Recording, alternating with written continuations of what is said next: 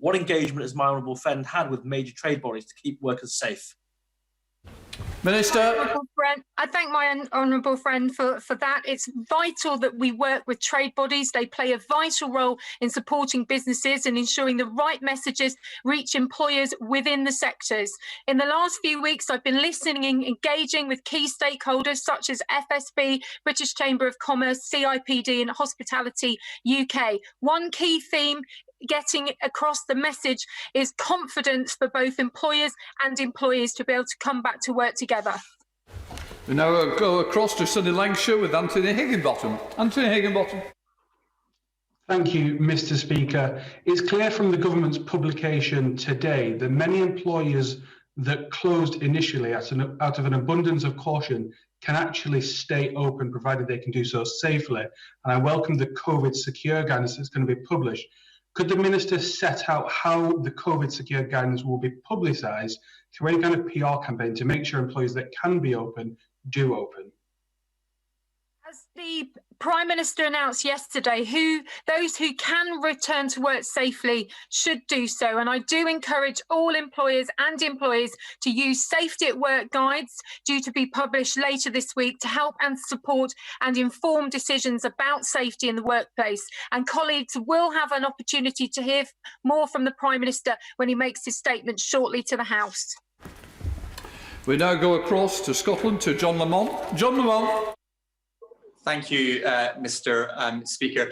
Many employers and employees in my constituency in the Scottish Borders are very keen to get back to work. They want to do so as safely as possible. So could the Minister outline what the government is doing to foster good relations between employees and employers to allow that to happen and also to allow them to adjust to the new normal way of working? Minister. As I said previously, Mr. Speaker, the Department for Business, Energy, Industrial Strategy is leading the way on safer workplaces. There are lots of opportunities to build relationships between employers, employees, trade unions as we open up the economy, and the guidelines will be published in due course. The Health and Safety Executive is an arm's length body of DWP. It's been actively involved in each of the work strands in the sectors, and our department takes an interest in recruitment, helping build confidence so claimants can take up and return to work or take up new employment. Order. That concludes what are referred to as questions to the Secretary of State for Works and Pensions. The arrangements for hybrid proceedings allow for departments to reorder questions according to answering minister. But I do not believe that this was the House's expectation, that this would lead to the Secretary of State not answering any questions and three important issues being raised by members from the opposition parties being relegated to the bottom of the list. I will raise this matter with the Leader of the House and do not expect to see this repeated. We now come to the questions to the Secretary of State for Foreign Affairs. I will first call the Secretary, Dominic Raab, to answer the substantive question tabled by Imran Hussain. Foreign Secretary. Thank you, Mr. Speaker, and with your permission, I will answer questions 1, 2, 3, 4, 5, 6 and 7 together. We estimate that over 1.3 million people have now returned back to the UK from abroad on commercial routes, and I can also now tell the House that on the charter flights that we set up, the special arrangements that we set up, now over 30,000 British nationals have returned on 141 flights chartered from 27 countries and territories. We go across to Imran Hussain. Imran Hussain. Thank you, Mr. Speaker. Many of my constituents who have had their flights cancelled are facing considerable financial hardship as they are yet to see any refund for these flights or for hastily arranged alternative flights which were also cancelled. So will the Minister guarantee that those whose flights have been cancelled will be refunded and that the government will step in to make sure this is the case? Foreign Secretary. Well, can I thank the honourable gentleman? We certainly share the concern that he's expressed about flights that are cancelled. There is an onus on the operators to make sure that they can be reimbursed. Insurance can also kick in. And in the last analysis, in the last resort, there is also financial assistance that can be made available in the form of a loan, but of course that would have to be repaid on return. We go to Richard Drax. Richard Drax. Thank you, Mr. Speaker. Can I ask my honourable friend to answer this question? Insofar as my many of my constituents said, we've all been locked down, but people have still been allowed to come into our country. Why has the quarantine about to be launched on airports being done now? And will it include arrivals by port and the Channel Tunnel? Foreign Secretary. Can I thank my honourable friend? He raised a good question. The reason that the measure is being introduced now is because the advice that we've always had is that there was little point, if any, in introducing quarantine at the border with the R level and the level of the prevalence of the virus at a high level, particularly above the R1 level. Now that it's come down and is still coming down even further, it makes sense to introduce it to stop, as we reduce the level of coronavirus in the UK, reinfection coming in from people carrying it from abroad, particularly those who would not necessarily be showing symptoms. There will be some flexibility in the detailed arrangements set out, but it will cover in principle all people coming in, whether it's to ports or to airports. Go across to Mike Wood. Mike Wood. Thank you, Mr. Speaker. A number of my constituents in Dudley South were overseas when this pandemic struck and are now unable to get together the money they need to pay for new flights home. What action is my right honourable friend's department taking to financially support British nationals who are unable to get home and have no access to funds? Foreign Secretary. Well, can I thank my honourable friend? We've, in the first instance, worked with insurance companies to make sure that they extend travel policies by 60 days when emergency support is needed. In the last resort, I can tell the House that the Foreign Office has introduced a special package to make sure those who are stranded and can't get back can receive support with food, accommodation and other essentials, up to £3,000 for individuals, £4,000 for a couple and £5,000 for families. It is a last resort option, but we're making sure that those that are hunkering down or stranded and can't get back have the support that they need. Go across to Nigel Mills. Nigel Mills. I commend his department on the efforts they've made to get people home, but could he update the House on progress on getting home those passengers and crew who are stranded on cruise ships? Minister. Thank you, Mr. Speaker. And he raised a really important point. At the outset, certainly in March, when the Foreign Office changed its travel advice to advise against people travelling on cruises, we had more than 19,000 British passengers aboard 60 cruise ships. I can tell my honourable friend that they've all now been brought home safely, and there is still an outstanding issue with a number of UK crew on cruise ships around the world. We're working with the operators like Royal Caribbean, like Costa Atlantica, to make sure that they can get back as soon as possible. We go down to Cheryl Murray in Cornwall. Cheryl Murray. Thank you very much, Mr. Speaker. I've got a couple of constituents who were last heard of in the Philippines, and they told me that they were struggling to afford the cost of repatriation flights to get home. What additional help can my right honourable friend now offer them? Secretary. Thank you, Mr. Speaker. Can I thank my honourable friend? The Philippines has been a challenge, but I can reassure her we've managed to secure the return of over 600 British nationals on UK charter flights in April. I spoke to the Foreign Minister Locsin at the end of March to secure those April flights. She will know that the government of the Philippines suspended commercial flights earlier this month. They have resumed today. And on the financial support that she referred to, in exceptional circumstances, as a last resort, there are loans available to enable UK nationals to return home on flights. We go over to Dan Carden. Dan Carden.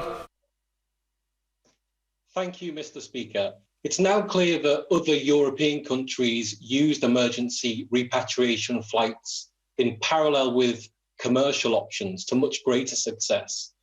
The German government had chartered 30 times more of these flights by April than the UK government. So it was his decision early on to rely almost solely on commercial options to get people home, but left so many British citizens stranded abroad for so long. So will he publish the official advice he received and his decisions that led to so many British citizens being stranded abroad for so long? Foreign Secretary. Well, thank the honourable gentleman. I share his concern about any British nationals stranded abroad. Brits are a nation of travellers, but his comparison with Germany is not correct because he's not including, as far as I understand it, all of those who came back on commercial flights. We work very hard with airlines, with airports, with foreign jurisdictions to enable that to happen. We've secured and helped to facilitate the return of 1.3 million British nationals on those commercial flights. That's 50,000 from Australia, 15,000 from Pakistan, 7,000 from Indonesia, and coming up close to 4,000 from New Zealand. We now go across to Mike Hill. Mike Hill. Thank you, Mr. Speaker. I have constituents stuck in many countries, including Nigeria and Australia. The one in Nigeria says he is number 3,233 on the repatriation list, and only one of the Australian cases have reached home at substantial personal cost. How can the Minister say that this is an adequate response? Foreign Secretary. Well, I thank the honourable gentleman. In terms of Nigeria, look, we are concerned, and that has been a challenge, but I can reassure him that over 1,700 British nationals have been repatriated to date on 7 charter flights. A further flight actually came home on the 8th of May in addition to that, and we will continue to do everything that we can. Of course, he will know that all airports in Nigeria are currently closed to all international commercial flights until at least the 4th of June. So that is the challenge we face, but we're doing everything we can. Well, can I welcome the Honourable Lady to the dispatch box? Lisa Nandy. Thanks very much. That's the last time I think Chorley will be nice to Wigan in this place. Can I thank the Minister for the weekly briefings that he's arranged for me and his kind words on me taking office. It's enabled us to work together to bring many more Britons home. But he'll know this is the 6th time I've had to raise the lack of quarantine measures and the fact that the UK is one of the few countries with no specific policies in place for return. Evidence that we received. So there's little point in introducing it until we got the prevalence of the coronavirus and the level of transmission down.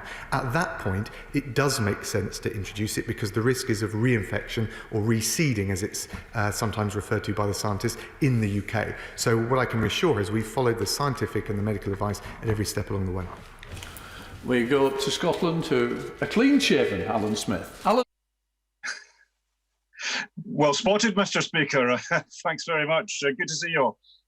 I'd echo Ms Nandy's concern about the quarantine restrictions coming in, that we do need a lot more clarity on why they've not been brought in before now and what they're going to actually mean in practice for people who are making travel arrangements or for vulnerable people coming back, themselves possibly sharing concerns about their own health and their risk of passing it on to others. So be grateful for more clarity on that.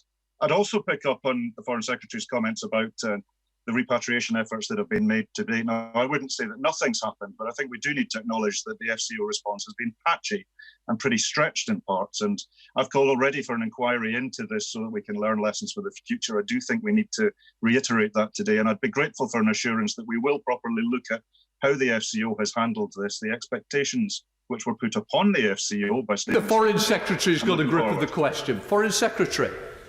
Thank you, Mr. Speaker. And the Foreign Office has got a grip of the problem as well, because I take his point. We have been stretched. I think countries around the world, I talk to foreign ministers every day and every week, and we've had a shared challenge, particularly with a great travelling nation like the United Kingdom. At the same time, we've returned through the work with those countries, with the airlines, 1.3 million people from abroad, Brits from abroad on commercial flights. We've now gone over 30,000 returned on the charter flights that we've arranged. We've got all those who are travelling on cruise ships back, and actually I think the consular team in the Foreign Office and our networks around the world deserve a great praise, but we take nothing for granted. We're not complacent for a moment, and we'll keep up those efforts with all the other scheduled flights and charter flights that we're looking at to return other stranded nationals.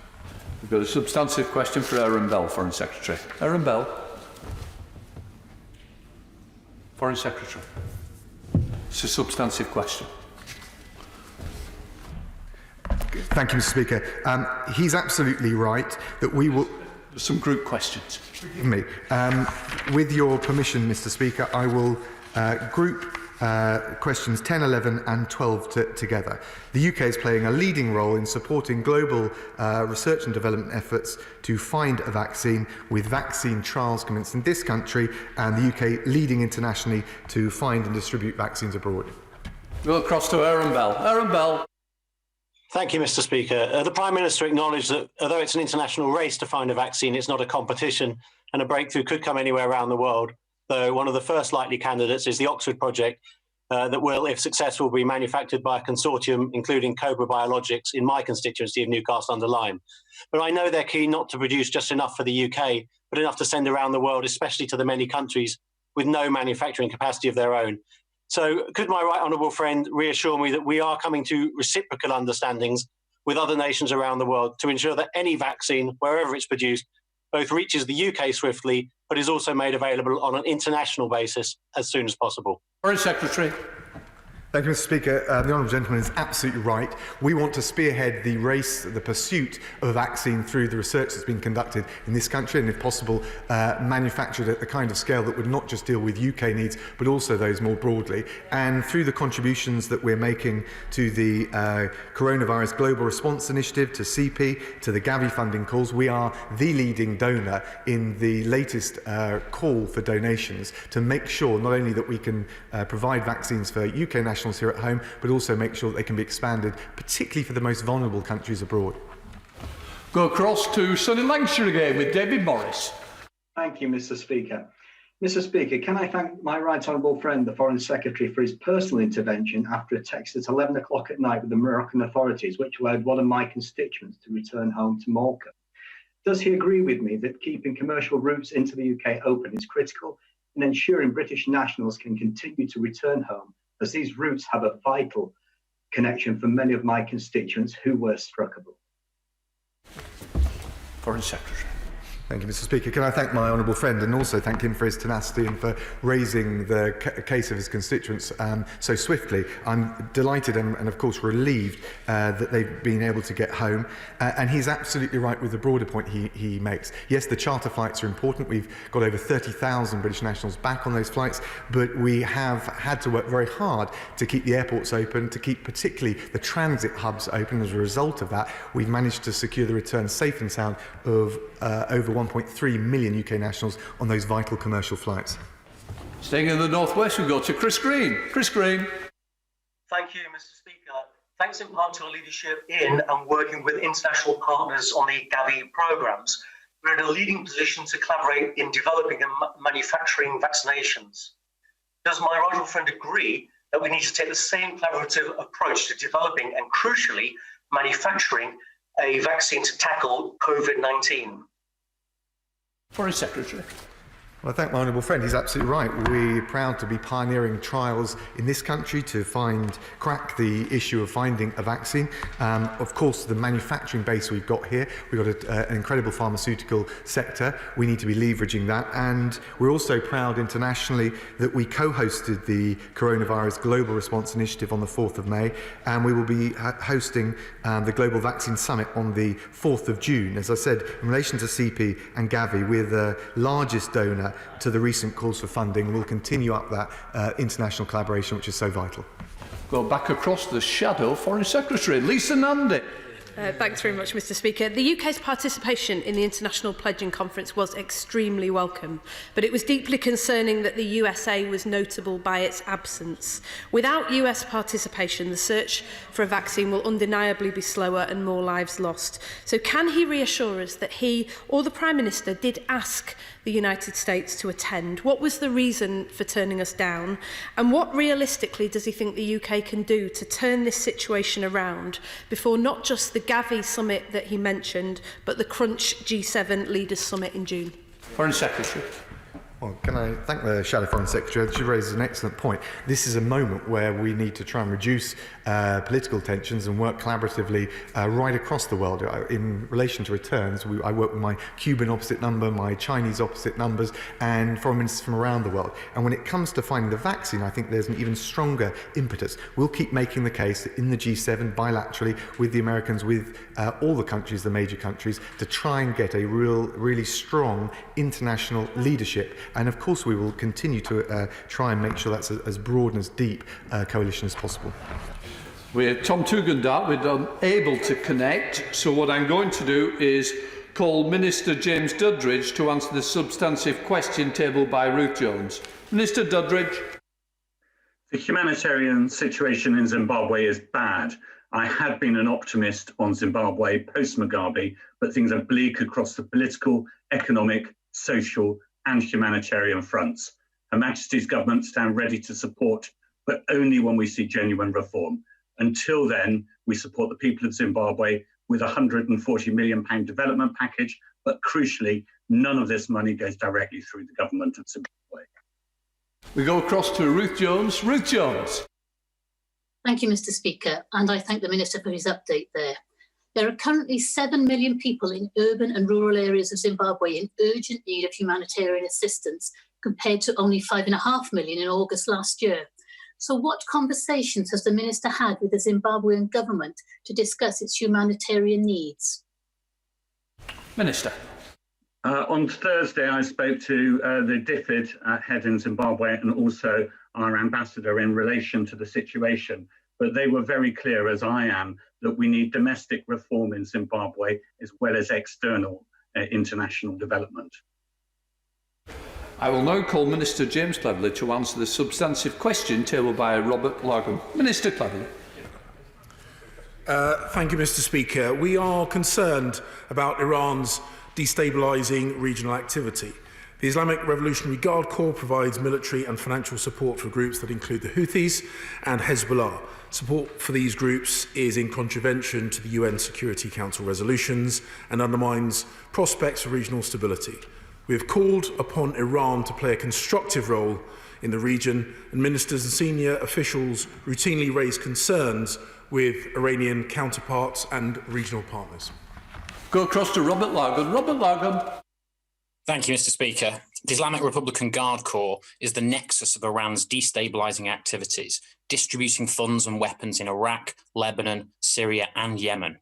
The Republican Guard is already subject to UK sanctions. So does the Minister agree with me that full prescription should now be applied?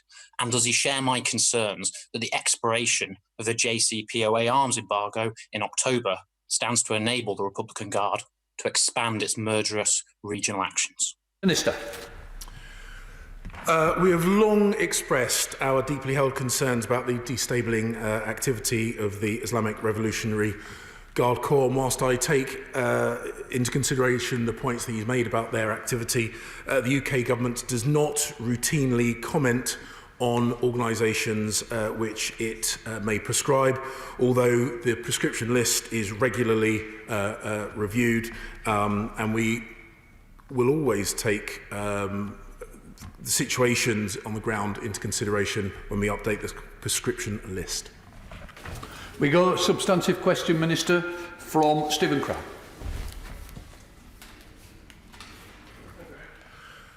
With permission, Mr. Speaker, I will answer questions 17 and 18 together. We welcome the ongoing cooperation between Israel and the Palestinian Authority towards tackling COVID-19. A matter I was pleased to discuss directly with the Israeli ambassador to the UK and the Palestinian Prime Minister recently. UN agencies, the Israeli government and the Palestinian Authority are working together to ensure essential medical supplies and staff reach the most vulnerable areas, including Gaza. We encourage continued positive interaction between Israel and the Palestinian authorities in their efforts to fight COVID-19. Stephen Crabb. Thank you, Mr. Speaker. My right honourable friend will be aware that the UN Special Coordinator for the Middle East peace process recently praised the way that the Israeli government and the Palestinian Authority have been working together to tackle COVID-19. So does my right honourable friend agree with me that this kind of practical cooperation, the building of trust and meeting shared challenges head on is the way that peace will get built in the region? And will he step up his efforts to encourage genuine negotiations based on the two-state solution? Minister. In conversations I've had with both representatives of the Israeli government and the Palestinian Authority, I have praised the way that they have worked together on this, and I absolutely agree with him that international cooperation is the way that we as the international community will fight this. As the Prime Minister said at the Coronavirus Global Response International Pledging Conference that he co-hosted in May, the race for a vaccine is not a competition between countries, but the most urgent shared endeavour of our lifetime. And if the attitudes that we bring into fighting this disease can be more broadly applied, I think the world would be indeed a better place. Go across to Steve McCabe in Birmingham. Steve McCabe. Thank you, Mr. Speaker. And can I thank the Minister for his comments? Will he join with me in welcoming the news that Israel has approved a $230 million advance payment to the Palestinian Authority, alongside coronavirus test kits, intensive care beds, ventilators, drugs, and protective equipment? Isn't that exactly the kind of behaviour we should welcome and encourage? Minister. I thank the honourable gentleman for the points he's made, and we have indeed commented positively to the Israeli government about the way that they have worked with the Palestinian Authority, and indeed I have made the same point to the Palestinian Authority representatives in the way that they have worked with the Israeli government. It does indeed show a pattern of cooperation which should be replicated, and indeed I hope is a step towards building trust that will enable a sustainable, peaceful solution to the situation in Israel and the Palestinian Authority. Speed up the answers, Minister, please. We now go across and welcome Wayne David in his new position. Wayne David. Thank you, Mr. Speaker. As has been said, there's encouraging cooperation between Israelis and Palestinians with regard to COVID-19. I'm sure the Minister would agree with me, but this highlights how wrong it is of a new Israeli government to pursue a policy of illegal annexation of large parts of the West Bank. But my question is, what is the government doing to mobilise international opinion against this annexation? Thank you, Mr. Speaker. May I welcome the honourable gentleman to his place, though it is virtual. The UK government has expressed both publicly and indeed to the government of Israel its concerns about reports of annexation, which we have consistently said we oppose and could be detrimental to the chances of a peaceful, sustainable two-state solution, which is something that I think we should all be working towards. We go across to Tommy Shepherd, Minister. We've got, substantive Tommy Shepherd. Thank you, Mr. Speaker. And with your permission, I will answer questions 20 and 21 together. The UK is deeply concerned about the reports that the new Israeli government coalition has reached an agreement that may pave the way for annexation of parts of the West Bank. Any unilateral move towards annexation of parts of the West Bank by Israel would be damaging to efforts to restart the peace process, contradictory to international law, and might make the chances of a sustainable two-state solution harder.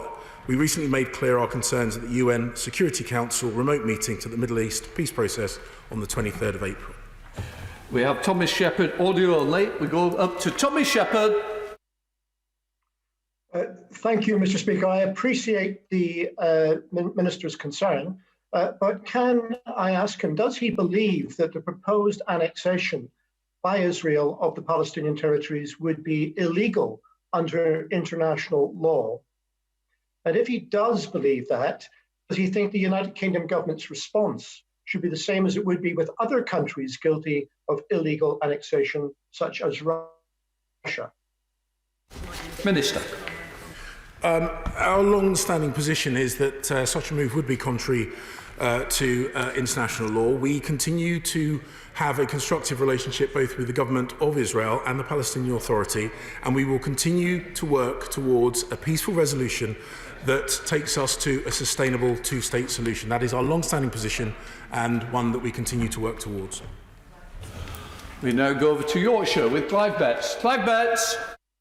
Thank you, Mr. Speaker. I'm pleased to hear the Minister is condemning any proposed annexation of territories in the West Bank by the Israeli government.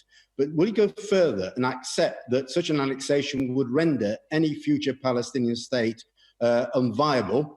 It would destroy its geographical integrity, and as such, it would actually render a two-state solution obsolete. So isn't it absolutely essential the government acts now with others to stop the Israelis annexing territory in the way that they are currently intending? Minister. Thank you, Mr. Speaker. As I said, our long-standing position is that we do not support the annexation of parts of the West Bank, and as I've already said, doing so could make a sustainable two-state solution harder. We support actions by the Israeli government, the Palestinian Authority, that take us closer to a sustainable two-state solution, and we express our concerns about anything which might put that at risk.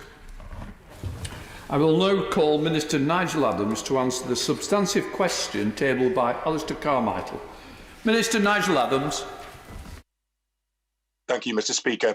There have been a number of concerning recent developments in Hong Kong, and as co-signatory of the joint declaration, the UK expects the mainland Chinese authorities to respect Hong Kong's high degree of autonomy and the rights and freedoms provided in that legally binding treaty. We're monitoring the situation very closely and will provide a full assessment of implementation of the joint declaration in 6 monthly reports to Parliament. We go across to Alistair Carmichael. Alistair Carmichael. Thank you, Mr. Speaker. Well, Beijing's top political office in Hong Kong recently referred to pro-democracy protesters as being a political virus and declared itself as being entitled to interfere in Hong Kong as it sees fit. Clear breaches of the joint declaration. So can the Minister tell the House, what plan does the government have to help BNO passport holders in Hong Kong should this deterioration in relations continue? I now go across to Minister Nigel Adams to answer the question. Minister Nigel Adams. Thank you, Mr. Speaker. The Foreign Secretary commented in Parliament on the 26th of September that the status of British nationals overseas was a part of the delicate balance in the negotiations that led to the Sino-British joint declaration. We believe it would undermine the commitments we made under the memorandum exchange in connection with the joint declaration to change the arrangements regarding the status regarding BNOs. But of course, we keep the situation monitored constantly. And I know the Honourable Gentleman takes a very keen interest in this particular issue. That concludes that part of the event. Before calling the Prime Minister to make a statement, I should like to make this statement of my own accord. I am aware of the widespread concerns across the House about delays in government departments, and the Department of Health and Social Care in particular, responding to written questions and correspondence. I have received representations on this matter from the Procedure Committee, from backbenchers across the House, from opposition parties. Last Wednesday, the Leader of the House argued that a degree of latitude is allowable for the department. However, the Secretary of State himself has referred repeatedly to the value of parliamentary scrutiny, and written questions and letters to ministers are integral to such scrutiny. I accept that the Department of Health and Social Care faces many challenges, but I am sure resources across Whitehall can be mobilised to support them in maintaining proper standards of accountability. While I think it is right for me to call for improvements within government, I also want to make a plea to all honourable members to be targeted and considered in their written questions that they table at this time, and to avoid swapping departments with questions on fast-moving situations, which will be superseded before they can be answered. I now call the Prime Minister, who should speak for no more than 10 minutes. Prime Minister.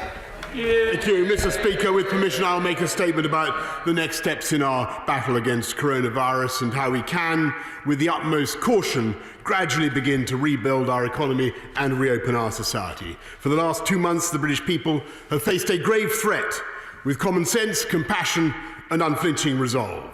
We have together observed the toughest restrictions on our freedoms in memory, changing our way of life on a scale unimaginable only months ago. All our efforts have been directed towards protecting our NHS and saving lives. Tragically, many families have lost loved ones before their time, and we share their grief.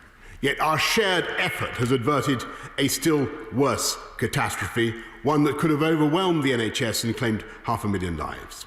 Every day, dedicated doctors, nurses and social care workers, army medics and more have risked their own lives in the service of others. And they have helped to cut the reproduction rate from between 2.6 and 2.8 in April to between 0.5 and 0.9 today. The number of COVID patients in hospital has fallen by over a third since Easter Sunday. Our armed forces joined the NHS to build new hospitals on timetables that were telescoped from years to weeks, almost doubling the number of critical care beds and ensuring that since the end of March, at least a third have always been available. Our challenge now is to find a way forward that preserves our hard-won gains while easing the burden of the lockdown. And I will be candid with the House, this is a supremely difficult balance to strike. There could be no greater mistake than to jeopardise everything we've striven to achieve by proceeding too far and too fast. We will be driven not by hope or economic revival as an end in itself, but by data and science and public health. And so the government is today submitting to the House a plan which is conditional and dependent, as always, on the common sense and observance of the British people and on continual reassessment of the data. That picture varies across the regions and home nations of the United Kingdom, requiring a flexible response. Different parts of the UK may need to stay in full lockdown longer, but any divergence should only be short-term, because as Prime Minister of the UK, I am in no doubt that we must defeat this threat and face the challenge of recovery together. Our progress will depend on meeting 5 essential tests: protecting the NHS, reducing both the daily death toll and the infection rate in a sustained way, ensuring that testing and PPE can meet future demand, which is a global problem, but one that we must fix, and avoiding a second peak that would overwhelm the NHS. A new UK-wide joint biosecurity centre will measure our progress with a 5-stage COVID alert system, and the combined effect of our measures so far has been to prevent us from reaching level 5, a situation that would have been in which the NHS would have been overwhelmed, and to hold us at level 4. Thanks to the hard work and sacrifices of the British people, by following the social distancing rules, we're now in a position where we can move in stages to where I hope the scientific advice will tell us that we are down to level 3. But this will only happen if everyone continues to play their part, to stay alert and to follow the rules. We must also deal with the epidemic in care homes, where a tragic number of the elderly and vulnerable have been lost. And while the situation is thankfully improving, there is a vast amount more to be done. And of course, we need a world-leading system for testing and tracking and tracing victims and their contacts. So I'm delighted that Baroness Harding, the chair of NHS Improvement, has agreed to take charge of a programme that will ultimately enable us to test hundreds of thousands of people every day. All this means that we have begun our descent from the peak of the epidemic, but our journey has reached the most perilous moment where a wrong move could be disastrous. So at this stage, we can go no further than to announce the first careful modification of our measures. Step 1 in moving towards COVID alert level 3, a shift in emphasis that we can begin this week. Anyone who cannot work from home should be actively encouraged to go to work, and sectors that are allowed to be open should indeed be open, but subject to social distancing. These include food production, construction, manufacturing, logistics, distribution, scientific research. And to support this, to explain this again, we're publishing guidance for businesses on how to make these workplaces safe, COVID secure. People who are able to work from home, as we've continually said, should do so. People who cannot work from home should talk to their employers about returning this week and the difficulties that they may or may not have. Anyone with COVID symptoms, obviously, or in a household where someone else has symptoms should self-isolate. We want everyone travelling to work to be safe, so people should continue to avoid public transport wherever possible, because we must maintain social distancing, which will inevitably limit capacity. Instead, people should drive, or better still, walk or cycle.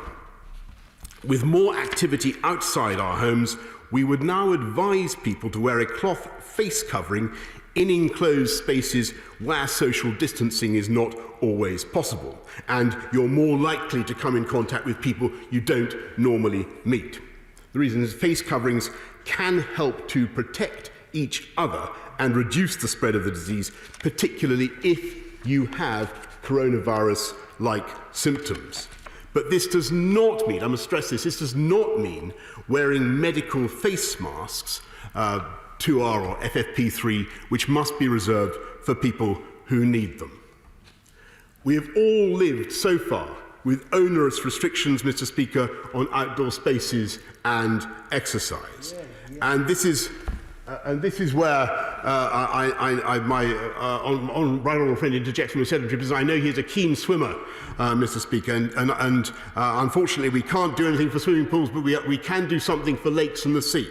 This is where we can go significantly further, and because there is a lower risk outdoors than indoors. So from Wednesday, there will be no limits on the frequency of outdoor exercise people can take.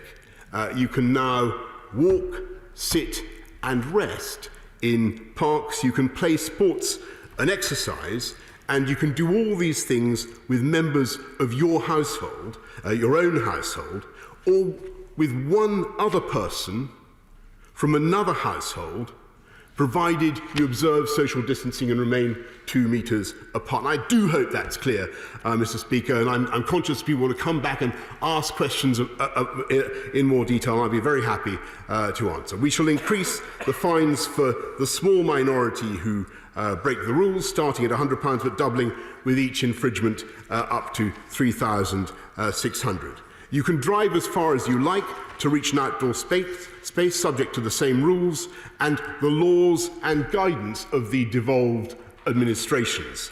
I'm sorry to say, however, Mr. Speaker, that we shall continue to ask those who are clinically vulnerable, including pregnant women and people over 70, or those with pre-existing chronic conditions, to take particular care to minimise contact with those outside their households.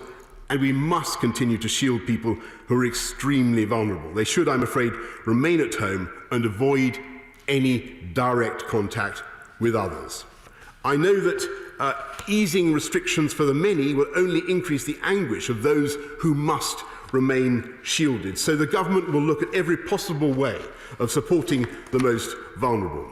Mr. Speaker, all of our precautions will count for little if our country is reinfected from overseas. So I give notice that we shall introduce new restrictions at the UK border, requiring 14 days of self-isolation for international arrivals, while respecting our common travel area with Ireland. Every day, we shall monitor our progress, and if we stay on the downward slope and the R remains below 1, then, and only then, will it become safe to go further and move to the second step. This will not happen until the 1st of June at the earliest, but we may then be in a position to start the phased reopening of shops, to return children to early years settings, including nurseries and childminders, to return primary schools to school in stages, giving priority to the youngest children in reception and year 1, and those in year 6 preparing for secondary school, and to enable secondary school pupils facing exams next year to get at least some time with their teachers. Our ambition, and I stress this is conditional, Mr. Speaker, is for all primary school pupils to return to the classroom for a month before the summer break. To those ends, We are publishing guidance on how schools might reopen safely. Step 2 could also include allowing cultural and sporting events behind closed doors for broadcasts, which I think would provide a much-needed boost to national morale. But nothing can substitute, Mr. Speaker, for human contact, and so the government has asked Sage when and how we could safely allow people to expand their household group to include one other household on a strictly reciprocal basis. Finally, no earlier than July. Now, Mr. Speaker, I'm conscious that you wanted me to wind up. I may say... I did say 10 minutes, and you've gone over it. I understand that. Well, perhaps, Mr. Speaker, would it be in order if I requested that my interrogation could continue for a little bit longer in order for me to make all these points? No earlier than July, we may be able to move to step 3, if and only if supported by the data and the best scientific advice. We would then aim to reopen some remaining businesses, including potentially hospitality, cinemas and hairdressers, as well as places of worship and leisure facilities. And this will depend on maintaining social distancing and new ways of providing services. So we will phase and pilot any reopenings to ensure public safety. And I must be clear again, if the data goes the wrong way, if the alert level begins to rise, we will have no hesitation in putting on the brakes, delaying or reintroducing measures locally, regionally or nationally. Mr. Speaker, our struggle against this virus has placed our country under the kind of strain that will be remembered for generations. But so too has the response of the British people. So too will the response of the British people, from dedicated shop workers keeping our supermarkets open and ingenious teachers finding new ways of inspiring their pupils, to the kindness of millions who have checked on their neighbours, delivered food for the elderly or raised astonishing amounts for charity. In these and in so many other ways, we are seeing the indomitable spirit of Britain. And Mr. Speaker, let me summarise by saying that people should stay alert, by working from home if you possibly can, by limiting contact with others, by keeping your distance to 2 metres apart where possible, washing your hands regularly, and if you or anyone in your household has symptoms, you all need to self-isolate. Because if everyone stays alert and follows the rules, we can control the virus, keep the rate of infection down, and keep the number of infections down. And that is how we will be able, Mr. Speaker, to save lives and to save livelihoods as we begin to recover from the coronavirus. And I commend this statement to the House. What I'd like to say is to the Leader of the Opposition, please take an extra minute after that. Thank you. Leader of the Opposition, Keir Starmer, 6 minutes. Thank you, Mr. Speaker. Can I thank the Prime Minister for advance copy of his statement and for advance copy of the command paper that his office sent through an hour or so ago, and for taking time to speak to me and other opposition leaders yesterday before his speech. And can I start by acknowledging just how difficult the decisions are that now fall to be taken? We do recognise how difficult they are. What the country needs at this time is clarity and reassurance. And at the moment, both are in pretty short supply. And at the heart of the problem, it seems, is that the Prime Minister made a statement last night before the plan was written, or at least finalised. And that has caused considerable confusion. So yesterday afternoon, there was a number 10 press release that said, from Monday, i.e. today, anyone who can't work from home, for instance, those in construction and manufacturing, should be actively encouraged to go to work. So it's understood from that that it was today was the start day, and that was for construction and manufacturing. A few hours later, the Prime Minister made his statement. There was no express reference to time frame. Today, in the command document, page 25, it says that these policy changes apply from Wednesday, and the list has been expanded from construction and manufacturing to other sectors. So now we have a start date of Wednesday and a wider range of sectors that are going back to work on Wednesday. So far, so good. One of the key issues then is, will there be guidelines in place to ensure safety at the workforce? They were being consulted on last Sunday. They were vague and had big gaps in. So under protective equipment, it just said to be inserted or to be added. In the document I've now seen, it says that workplaces should follow the COVID secure guidelines, which I assume are the same guidelines, as soon as practicable. But under page 22, it says they will be released later this week. So we know some people are going back to work on Wednesday. The guidelines have not been published. They're apparently going to be released later this week. So can I just ask the Prime Minister, will the guidelines, the safety guidelines, be ready for Wednesday, which realistically means tomorrow, if workplaces are going to be ready for them for Wednesday morning? If not, is he seriously asking people to go back to work without the guidelines? Have the guidelines now been agreed with businesses and trade unions? That was the attempt that was going on Sunday a week ago. And do the guidelines only apply in England? Can I then turn to getting to work, because this has been the other issue of some concern. The Prime Minister said last night that people shouldn't rely on public transport. The command paper now, page 26, says the government is working with transport providers to bring services back to pre-COVID-19 levels as soon as possible. So bring the services back to their old levels, and says social distancing guidelines on public transport must then be rigorously followed. So ramp up the service, new guidelines for social distancing. But again, we learned from page 26, unfortunately, those guidelines not ready. And they're coming later in the week. Well, are they coming tomorrow, ready for Wednesday, or later in the week? Because otherwise people will be using public transport, operators required to operate to guidelines that don't yet exist. And again, is that for England only? And have those guidelines been agreed with the transport providers and the relevant trade unions? Mr. Speaker, one other point about work. There is a real concern that the Prime Minister might be able to clarify for those that have got childcare responsibilities, with schools not going back till June, and I understand the conditionality behind that. Should they go back to work on Wednesday or not? Because they're in a quandary as to what to do. Can I then turn to international travel? Last night, the Prime Minister said in his speech that he was proposing to impose quarantine on people coming into the country by air. Well, given that 100,000 people have arrived in the UK since the start of lockdown, why is that only being introduced now? And is it only for those arriving by air? Because the command paper now says it's for all international arrivals. So does that mean all ports? And again, is that England or the UK? But it then goes on to say these international travel measures, i.e. the quarantine, will not come into force on Wednesday, unlike the other policy changes, but will be introduced as soon as possible. So when's that going to be? The Prime Minister also said we're going to be driven by the science, the data and public health. So what is the scientific evidence and the public health basis behind the measures announced and the stay alert message? And finally, the Prime Minister will know that there's not consensus either on messaging now or on policy between the UK government and those in Wales, Scotland and Northern Ireland. Not something I know he wanted to see, but now we're in that position. Raises serious concerns with a real danger of divergence. And again, this is clear from the document that he provided to me an hour or so ago.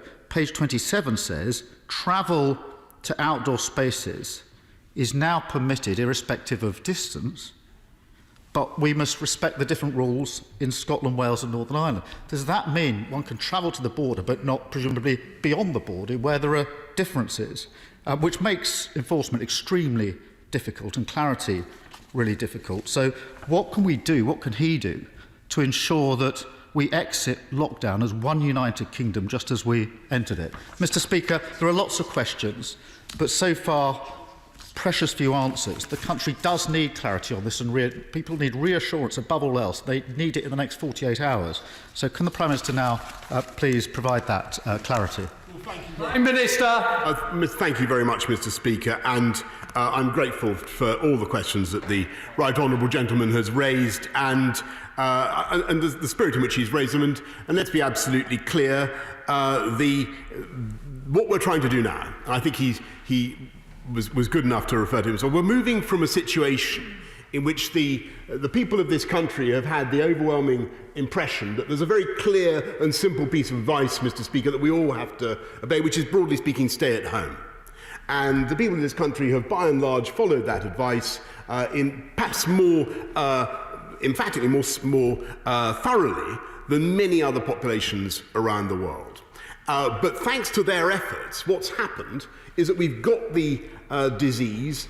We've made huge progress, Mr. Speaker, in fighting the disease. We've got the R down, and we need now to begin, as it were, to acknowledge the progress that has been made and to take the small, limited steps that we can with the R down where it is. And that's what the government is trying to do. And clearly, when you're coming out of a message that is so gloriously simple as stay at home, there will inevitably be complexities that he's rightly alluded to. Let me try and deal with some of the issues that he raised. What we're saying now is that you should stay at home if you can, but go to work if you must, if your job doesn't allow you to go to work. And plainly, he raised properly the issue of people who don't have the right childcare, Mr. Speaker, and we will count on employers to be reasonable.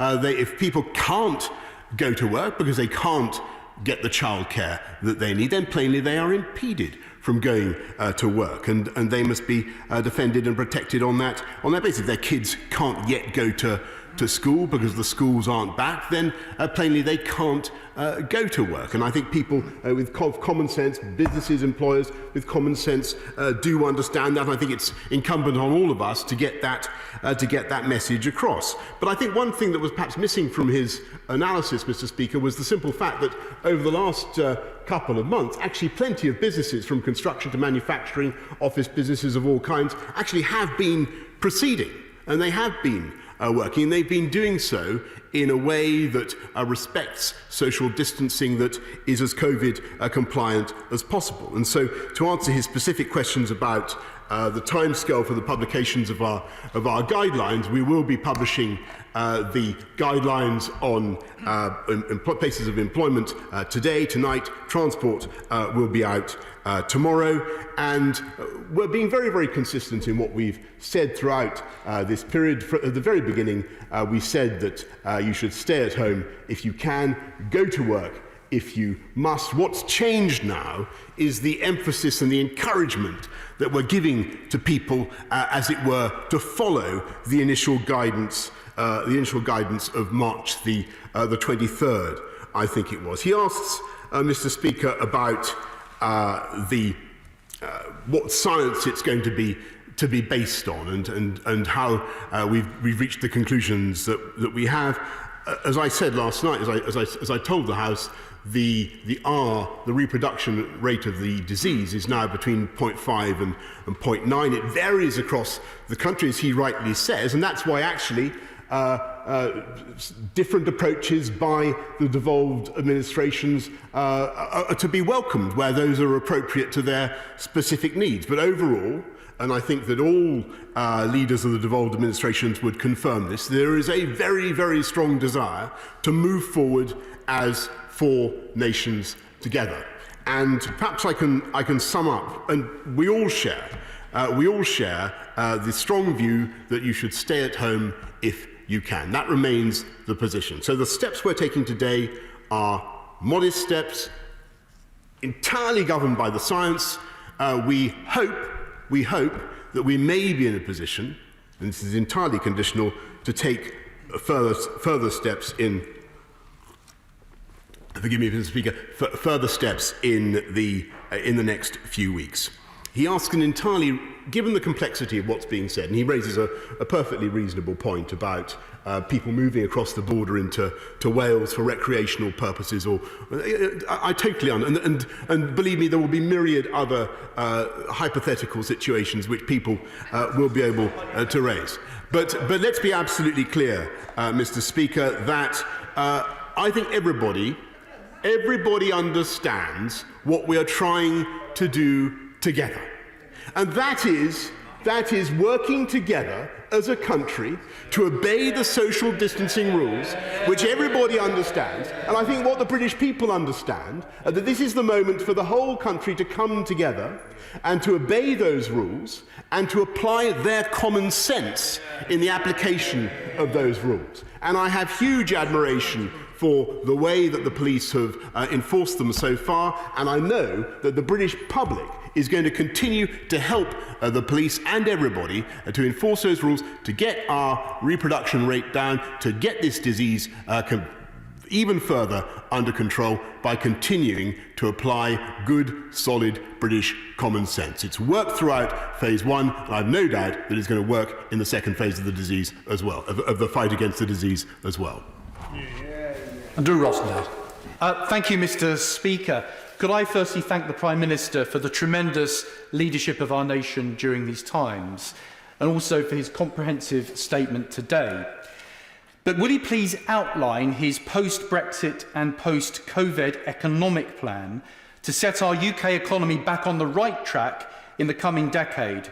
And does he agree with me that our priority must be to make plans now to boost domestic output in manufacturing and agriculture so that we can reduce our reliance on imports and support British business growth and job creation in constituencies like Romford, with a bold free enterprise agenda led, I believe, by a Prime Minister who I know will show the true bulldog spirit of this country and take our nation back to prosperity and greater things in the future. Prime Minister, thank you. Well, I thank my honourable friend very much, and I can assure him that the spirit of Romford will certainly be actuating our approach, and I can tell him that actually there's a huge difference between the way this government has handled this crisis and what happened in 2008. Huge difference. The most important, of course, is that we decided to look after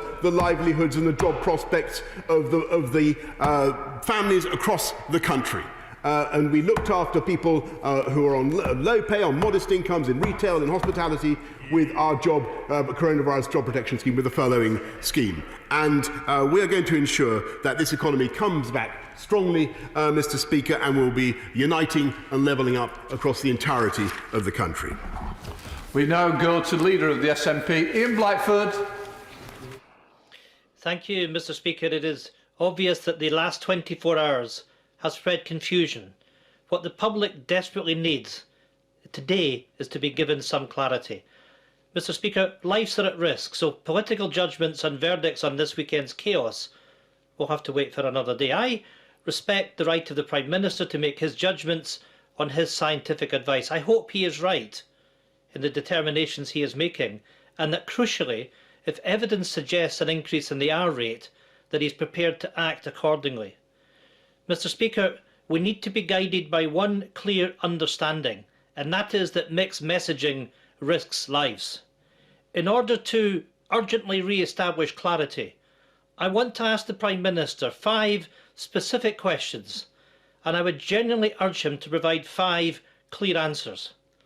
So for clarity, will the Prime Minister confirm that he accepts and respects that in the devolved nations the advice clearly remains: stay at home, protect the NHS and save lives, and that it is the legal right of all the First Ministers to set their approach for Scotland, for Wales and for Northern Ireland? Mr. Speaker, in terms of the new slogan, last night the Prime Minister said, and I quote, "I have consulted across the political spectrum across all 4 nations of the United Kingdom." Can the Prime Minister therefore explain why his government didn't share his new slogan with the devolved administrations, leaving them to learn of the change in the Sunday newspapers? Further to that, will the Prime Minister commit not to deploy this new slogan in Scotland and Wales and Northern Ireland unless the devolved governments decide otherwise?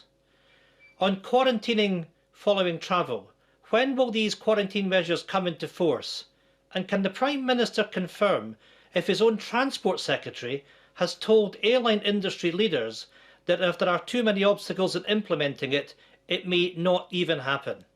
And finally, for ultimate clarity, will the Prime Minister reaffirm for the public and businesses in Scotland that the advice that they should follow will come directly from the Scottish Government and not the advice that he gave in last night's broadcast? Minister. Mr. Speaker, I think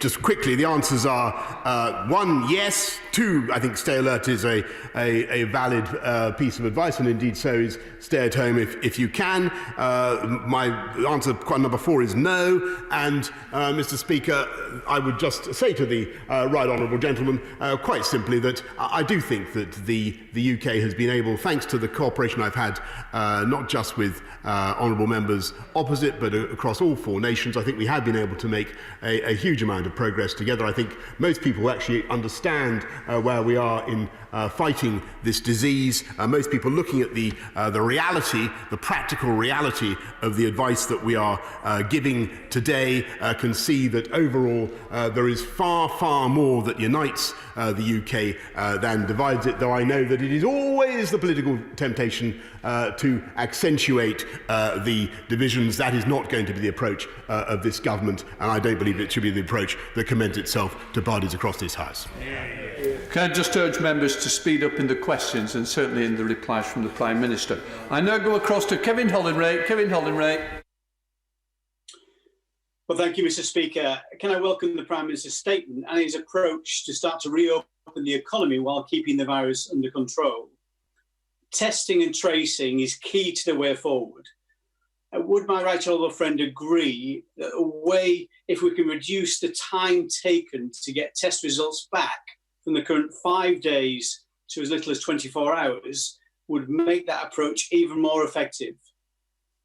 Absolutely, my honourable friend is completely right, and speed of turnaround is crucial in improving our testing. We have done 100,000 tests again yesterday. I'm pleased to say, but clearly pace of turnaround is absolutely critical for getting up to where we need to be, 200,000, as he knows, by the end of the month, and then a much more ambitious programme thereafter.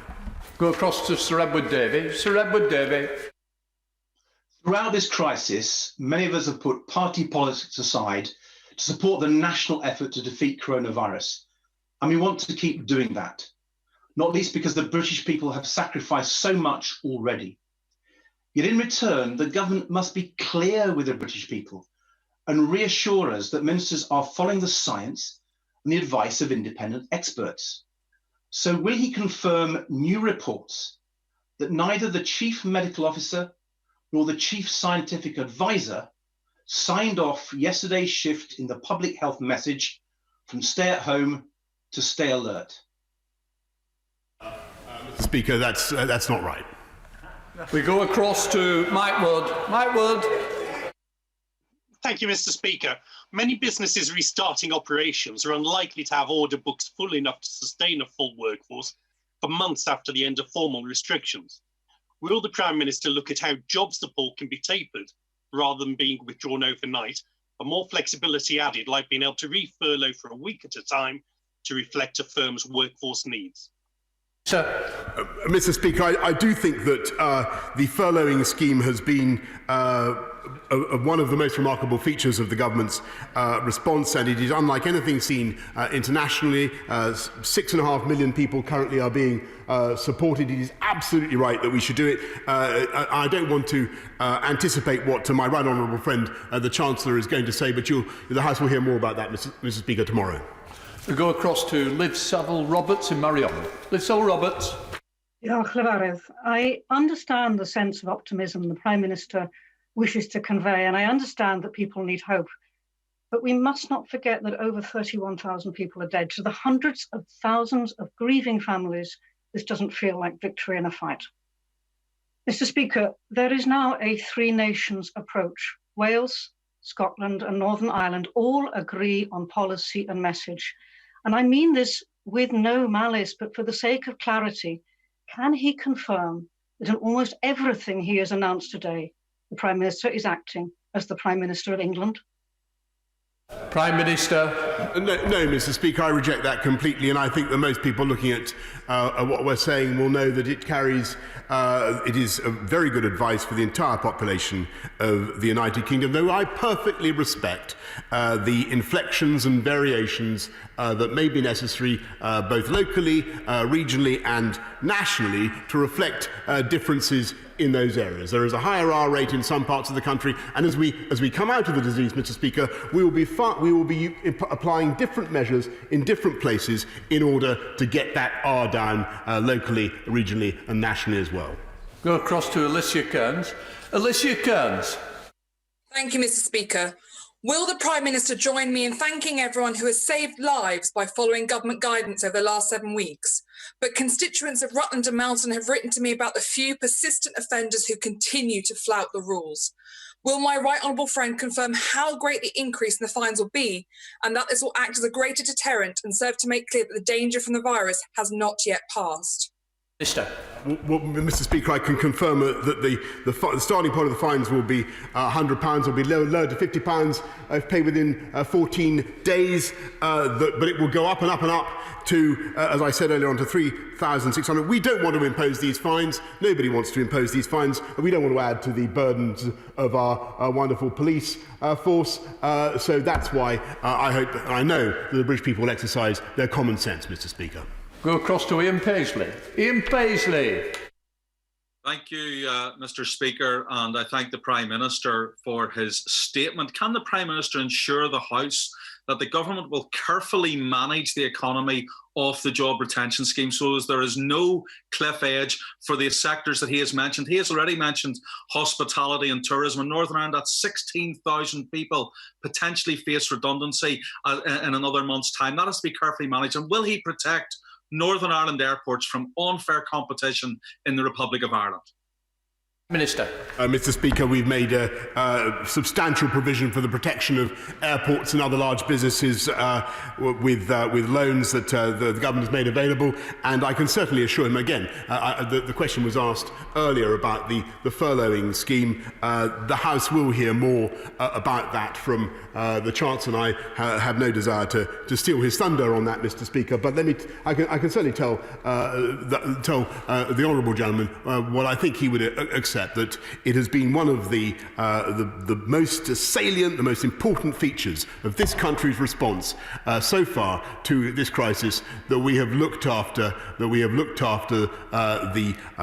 lowest paid, some of the lowest paid people in our society, the hardest working people, and we will continue to do so. We go down to Henry Smith. Henry Smith. Thank you, Mr. Speaker. A recent Centre for Cities report stated that the Crawley economy could be the worst affected anywhere in the United Kingdom because of the significance of the aviation industry. Can the Prime Minister say a little bit more about what support will be offered by the government for this crucial sector, not just to my local constituency, but also for the whole UK as a global island trading nation? Minister. I thank my honourable friend, and he's raised this with me personally on several occasions. Aviation is crucial for our country and for our economy. The packages already available include Bank of England schemes for firms to raise capital, business interruption loan guarantee schemes, the time to pay flexibilities with tax bills. We will do everything we can to make sure that we keep Britain flying and get Britain flying again in the way that it needs to, and get airports flourishing in the way that they need to. But first, as I'm sure he will understand, Mr. Speaker, we must devote our energies as a nation to beating this virus. Go up to Chiamora. Chiamora. Thank you, Mr. Speaker. The North East has the highest coronavirus infection rate in the country and some of the highest levels of deprivation, where coronavirus mortality is twice that in the least deprived areas. Now the Prime Minister is telling those who cannot work from home, so mainly in lower paid, manual and people-facing jobs, to get back to work without transport, childcare, PPE or proper protections for workers in place, putting more risk on those already at risk. So will he say clearly that first and foremost, everyone has a duty and a right to stay safe? Yes or no? Prime Minister. Absolutely, Mr. Speaker. And I just remind of what I said to the Right Honourable Gentleman, the Leader of the Opposition, earlier on. Don't forget that many businesses have kept going throughout this crisis across many sectors, but we are going to insist that businesses across this country look after their workers, are COVID secure, COVID compliant. The Health and Safety Executive will be enforcing it, and we will be having spot inspections to make sure that businesses are keeping their employees safe. And it will of course be open to employees who do not feel safe to raise that, not just with their employers, but with the HSE, with the Health and Safety Executive as well, Mr. Speaker. We go to Michael Fabricant. Michael Fabricant. Thank you, Mr. Speaker. We all know it'll take a while yet, but eventually the UK will be free of COVID-19. When that does happen, what is my right honourable friend's vision? Does he want to see a return to the old normal of pollution and crowded commuter trains, or does he see a better and cleaner future? Okay, well, out of this tragedy and out of this disaster, of course, we hope that some changes and some opportunities will come. And I certainly see a huge opportunity for cleaner, greener transport. The UK will continue its mission to be a net zero nation by 2050. We know we can do it. And as the House will know, we've committed £2 billion, Mr. Speaker, to investing in cleaner transport, walking, cycling amongst them. We go over to Jeremy Corbyn. Jeremy Corbyn. Thank you, Mr. Speaker. Does the Prime Minister recognise that the COVID crisis has exposed grotesque levels of inequality within our society? And his statement yesterday has given a carte blanche to many employers to try and force people to come back to work without proper consideration of their health and safety, without consideration of the dangers that they're going to suffer in travelling to work. And does he not recognise that his statement, whilst the death rate is so high and the reinfection rate continues, will actually probably make the situation worse, not better? Will he reconsider very, very carefully and not lift the restrictions and not lift the lockdown until it's absolutely clear that we do have corona crisis under control, rather than affecting, as it is, the poorest and most vulnerable people in our society the worst? And his statement, I believe, will make the inequalities in this country even worse at the centre of this crisis. Prime Minister. Well, Mr. Speaker, I must say I reject that characterisation of what we're doing. We are effectively restating the position of March the 23rd, but with a change of emphasis to make it clear that those who cannot work from home in sectors such as construction and manufacturing should go to work, provided that work is going to be COVID compliant, COVID secure. He's right to raise that vital issue of safety, provided the transport to get those workers there is COVID secure and COVID compliant. We're publishing papers today and tomorrow about how we propose to do that. It is a small step forward, but I believe it's the right step forward. The country has made huge exertions to bring the R down, Mr. Speaker, and made huge exertions to get this virus under control. It's right now that we should make some small steps forward. We go over to South Yorkshire. Alexander Stafford. Alexander. Thank you, Mr. Speaker. Can I first thank the Prime Minister for his clear statement and for support and guidance he has given us all across Rother Valley. It is clear that this government is taking a balanced and pragmatic approach that ultimately will save lives. However, can the Prime Minister confirm that this plan is both dynamic and flexible enough to ensure that we can reopen up different businesses at different times and in different locations so that we can kickstart our economy as soon as we are able to, as only with a strong economy can we have a strong NHS? Minister. My honourable friend is entirely right to, and I congratulate him, by the way, on the birth of his daughter Persephone, perhaps appropriate for a country that is beginning to take steps out from the darkness. Mr. Speaker. We will, as we do that, as we take these steps, we will of course be flexible. As I said in my answer just now to the right honourable gentleman from Islington, we will make sure that where there are local flare-ups, where we see the disease taking off again, we will not hesitate to put on the brakes. But he's absolutely right that to have a strong NHS, as we must and we do and we will, we need a strong economy as well. We're going up to Scotland to Drew Hendry. Drew Hendry. Thank you, Mr. Speaker. Reports in the press say that his government are preparing to cut the rate of support in the furlough scheme by a quarter. Can you assure us that this is not the case and that his advice for people to return to work is not an excuse to reduce spending over public health? I have a considerable respect for the press, but I would advise him not to necessarily to believe everything that he reads about that matter until he's heard from the Chancellor, who, as I say, will be speaking to the House tomorrow about it. Going down to Warrington South, Andy Carter. Andy Carter. Thank you, Mr. Speaker. Can I welcome the Prime Minister's statement and recognise the maximum caution he is taking in gradually lifting these restrictions? I've heard today from many constituents here in Warrington who are parents of school-age children. They're keen to return to work this week in a safe way, but will need some help with looking after their families while schools remain closed. Can the Prime Minister outline what guidance government are giving to parents to help them with childcare? Prime Minister.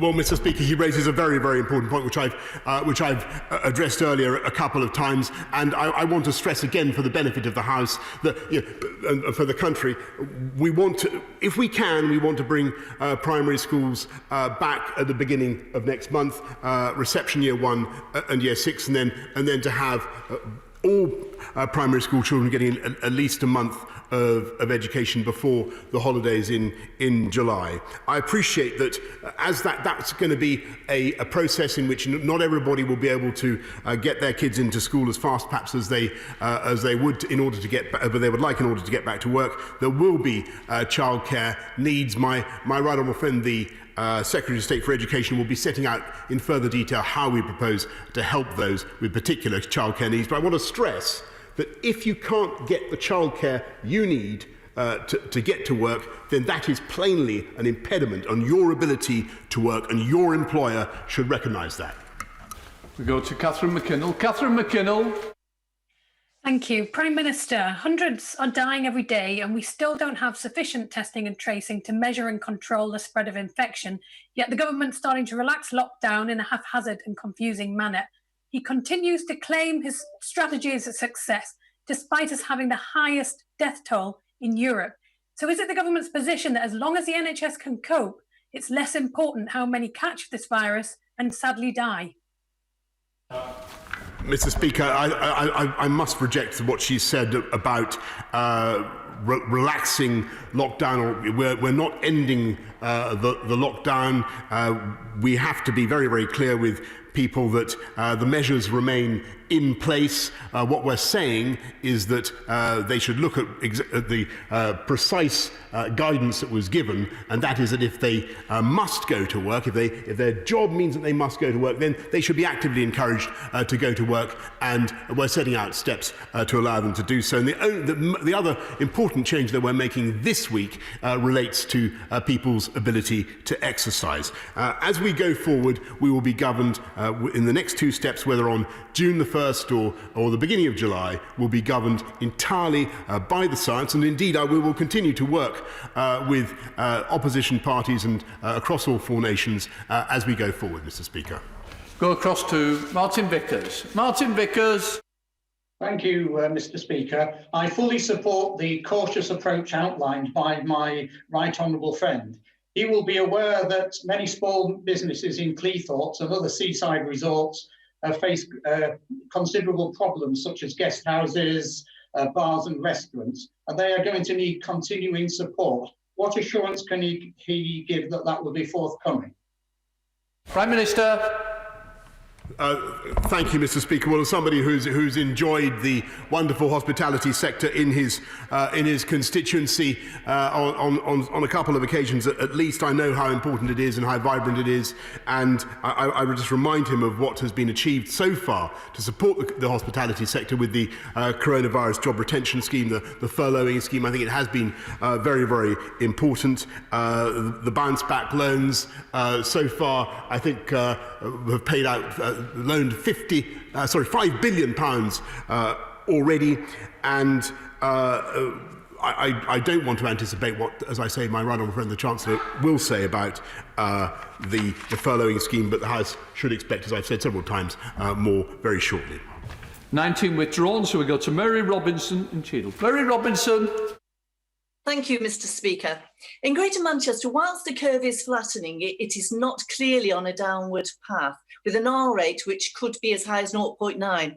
In view of this, what message would my right honourable friend give to my constituents in terms of their alertness on the 5-tier scale? And does he agree that for city regions such as Greater Manchester, a significant increase in testing and contact tracing is vital in controlling this virus as we begin to ease the restrictions?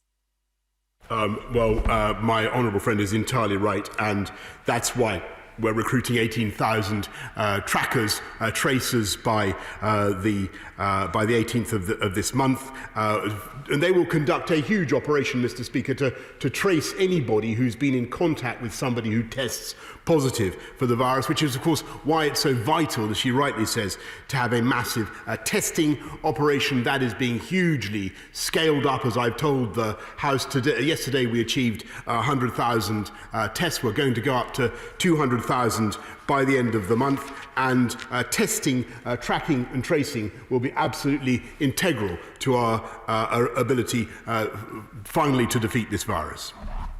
Go across to Karen Burke. Thank you, Mr. Speaker.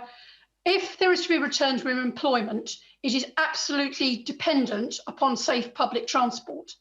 As I understand the roadmap, face coverings are to be advisory and the wearing of them will not be enforced. Can I ask the Prime Minister for a one-word answer? Should, indeed must, everybody travelling on London buses and tubes wear face covering? Yes or no? Prime Minister. I think she said should or indeed must, and there are two. We're certainly not compelling people to wear face coverings, but plainly they can be of benefit to others primarily because they stop the aerosol transmission of droplets which may contain infection. So we can help each other, as I said in my introductory remarks, Mr. Speaker, if we do wear cloth face coverings in confined spaces such as transport, where you're going to come across people that you're not normally in contact with, or in shops. We think that it is advisable to wear such cloth face coverings. Go across to Dr. Luke Evans. Dr. Luke Evans. Thank you, Mr. Speaker. Page 30, under step 2, it says opening non-essential retail won't happen before the 1st of June. So what will my right honourable friend do to make sure the banks expedite the applications for both the bounce back loan and the coronavirus business interruption loan scheme, which provide vital cash to ensure that both small and medium-sized businesses can survive through? Prime Minister. I thank my honourable friend for that question, and I perhaps anticipated it by pointing out that the bounce back scheme of loans of 50,000 has already paid out 5 billion, and I'm given to understand that actually some businesses that have applied for the bounce back loan have got the cash in their accounts on the same day. Go up to Glasgow to Chris Stevens. Chris. Thank you very much, Mr. Speaker. I hope the Prime Minister will join me in thanking the civil service, particularly employees in HMRC and DWP who are processing payments. They deserve a reward. So will the Prime Minister follow the lead of the Scottish Government and have an interim above inflation pay settlement and place a moratorium on job cuts and office closures? Mr. Speaker, I'm not going to make any commitments now from the dispatch box on future pay settlements, but what I can say is that I am lost in admiration of the efforts of our civil servants, whether in DWP, HMRC, even in the Treasury. If you think about the furloughing scheme, everybody said it was impossible. Everybody said it was far too complicated. You'd never get that cash into people's pockets. But, Mr. Speaker, they did it within 4 weeks. I think it's a fantastic tribute to the work of our civil service, and I thank them from the bottom of my heart. Go across to Robert Courts. Robert Courts. Thank you, Mr. Speaker, and I thank the Prime Minister for his update on progress of testing and tracing this invisible killer. But can he confirm for the people of West Oxfordshire that the new systems that we are putting in place will, in the fullness of time, be able to detect local flare-ups? Yes, indeed, Mr. Speaker, and the intention is that the COVID alert system in time will be sufficiently sensitive and flexible as to detect local flare-ups, so that, for instance, if the COVID is detected in the water supply of a certain town or whatever, then steps can be taken, or in a school in an area, then steps can be taken on the spot to deal with that flare-up. Measures can be taken to keep the R down locally as well as nationally. Go to Ruth Jones. Ruth Jones. Thank you, Mr. Speaker. The Prime Minister claims to have devised a new stage of his plan, having consulted across all 4 nations of the UK.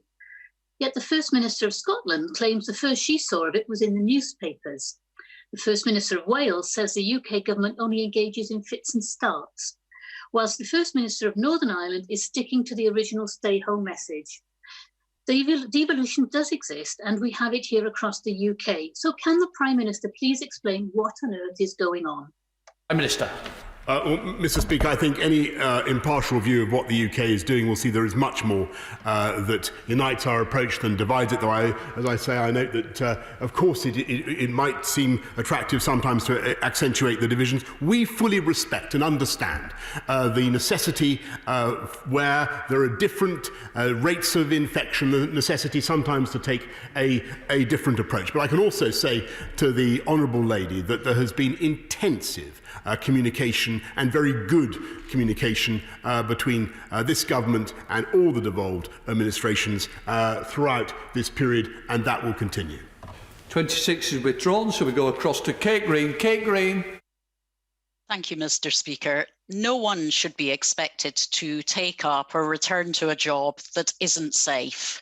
So can the Prime Minister confirm that there is no intention of changing the relaxation of rules on benefits conditionality? Doing so could pressure people to attend unsafe and risky workplaces. Of course, Mr. Speaker, nobody should be penalised for doing the right thing and helping this whole country to defeat this virus. We now go across to Robert Halfon. Robert Halfon. Thank you, Mr. Speaker. Close to 90% of vulnerable children are not in education. Will my right honourable friend support a catch-up premium alongside a national education volunteer force of graduate charities and retired teachers to provide tuition and pastoral care to these left-behind pupils? Prime Minister. I thank my right honourable friend for what he does to campaign for vulnerable children and for education generally.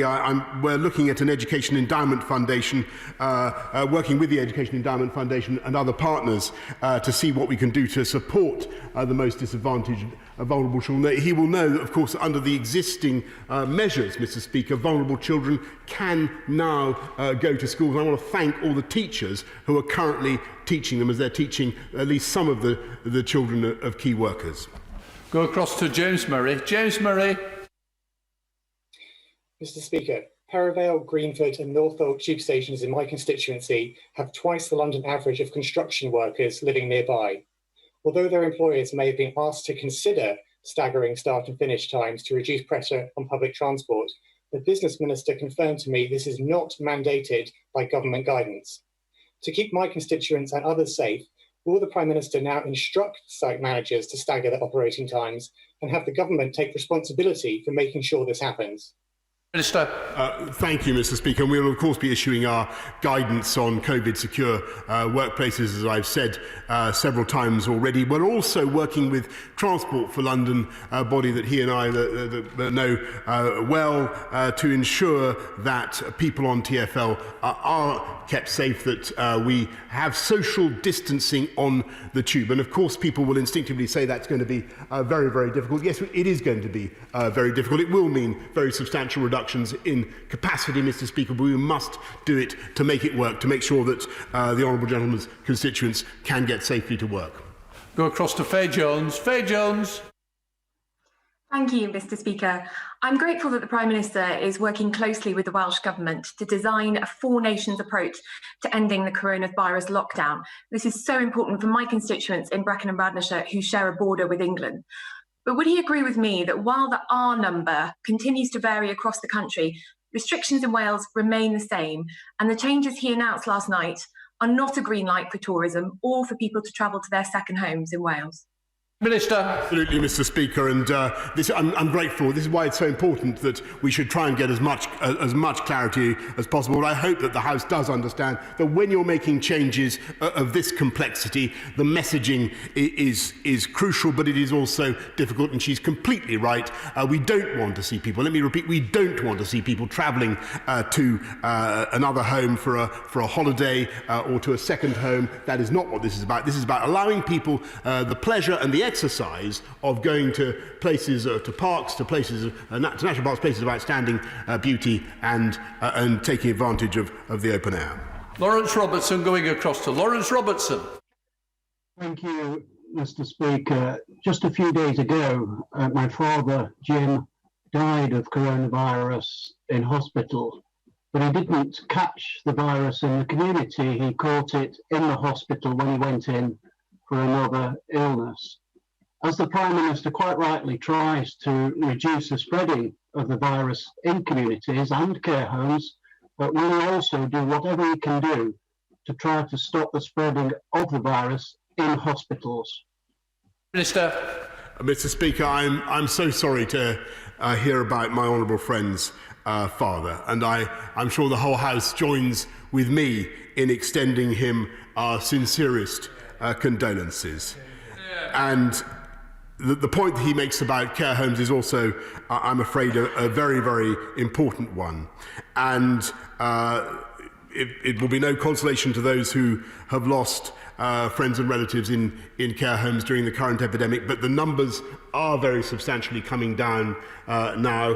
The numbers of deaths in care homes are very substantially coming down. But where he is totally right is that we cannot make progress as a nation on the steps that we've outlined, the further steps that we've outlined, step 2, step 3, unless we crack these twin epidemics, both in care homes and in the NHS. And I've been very clear with that both last night and today in the House, and I hope that the House understands that. We go across to Daisy Cooper. Daisy Cooper. Thank you, Mr. Speaker. The Prime Minister has set out 5 tests that underpin the alert system, but there is one big problem.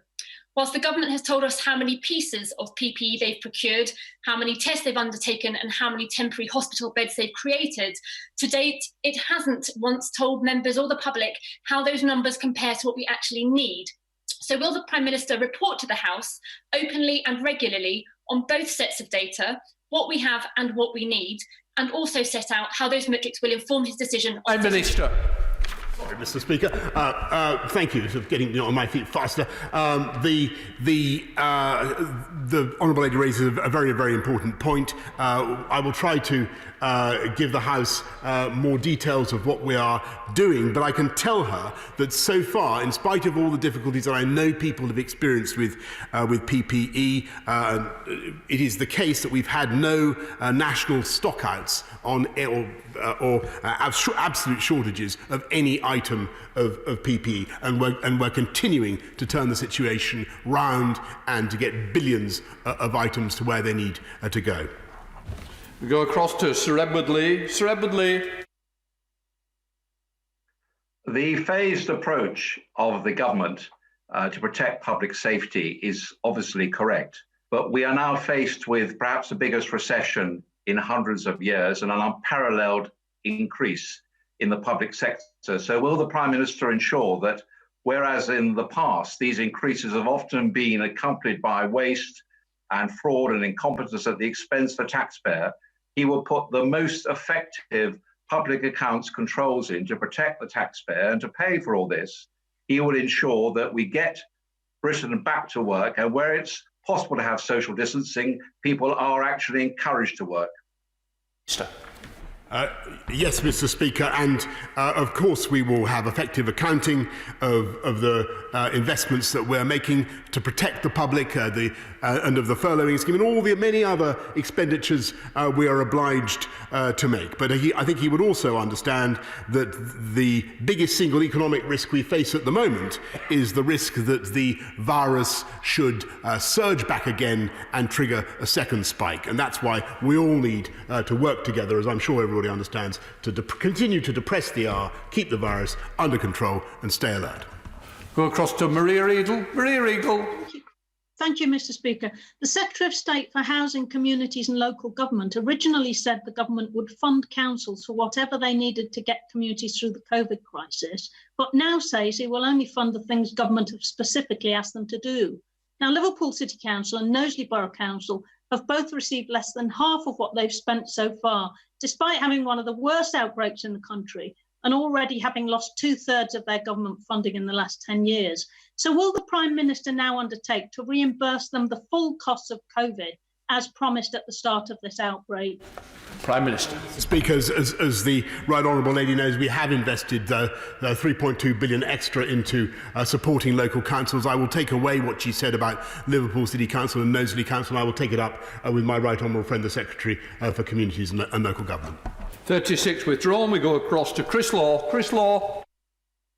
Thank you, Mr. Speaker. The Secretary of State for Housing, Communities and Local Government said yesterday that stay alert will mean stay alert by staying home as much as possible. However, this morning, the Prime Minister's Deputy, the Foreign Secretary, has said that people can travel as far as they want for exercise and commute with other people in public places if they use some common sense. So can the Prime Minister tell me what stay alert actually means? And where is the common sense and no longer keeping our families and communities safe by staying at home, protecting NHS and saving lives? Prime Minister. Mr. Speaker, I think it'd be perfectly obvious to the House what we're trying to do and what we're saying by stay alert. What we're now saying is we're re-emphasising or emphasising the importance of those who cannot work from home going to work, provided their workplaces are COVID secure, provided that they observe the rules of social distancing on public transport or however they go to work. That is what staying alert means. It's going to be absolutely vital. Staying alert is going to be absolutely vital to our continued success in beating this virus. I think the British public understands exactly what we're trying to do, Mr. Speaker, and I know that they can rise again to this challenge. Go across to Jane Hunt. Jane Hunt. Thank you, Mr. Speaker. Loughborough University is responsible for producing some of our very best athletes and engineers. Unfortunately, their training and studies have been disrupted. The university is campus-based with all facilities on site. They would now like to bring back some student athletes to train and their engineers to attend concentrated lab work sessions, all while maintaining social distancing on campus and isolation from the wider community. Will the Prime Minister therefore work with universities to help them provide students with access to vital facilities to enable them to safely continue with their studies and training? Prime Minister. The short answer is yes, Mr. Speaker. I know Loughborough University well. It's an outstanding university, and I thank her for championing it, and we will work with Loughborough and across the sector to see what we can do in the way that she describes, whilst maintaining social distancing, and we can do it. We'll across to Bill Esterson. Bill Esterson. People are worried about going back to work, about their safety and about infecting their loved ones. They don't understand why guidelines weren't published before they were told to go back to work.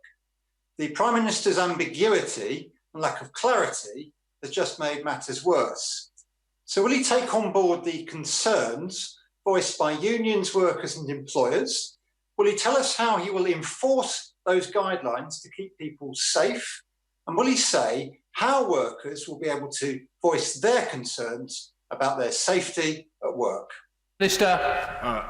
Mr. Speaker, this country has made huge progress in the last 2 months. Thanks to our collective efforts, we've got the R down below 1. Now is the time to make small, calibrated changes, respectful always of the science and of the risk of a second spike. And that's why we're emphasising that if you must go to work, if you can't work from home, then you should do, provided. Now, he's right to draw attention to this, provided your workplace is COVID secure, and we're publishing further guidance on that, and provided you observe the rules on social distancing. It's common sense. I do think the British people understand what we're trying to do, and I think they also understand that this is the right time, Mr. Speaker, to begin those modest steps. Now comes the final question from Peter Aldous. Peter Aldous. Thank you very much, Mr. Speaker. The Prime Minister is right to highlight above all else the need to avoid a second spike.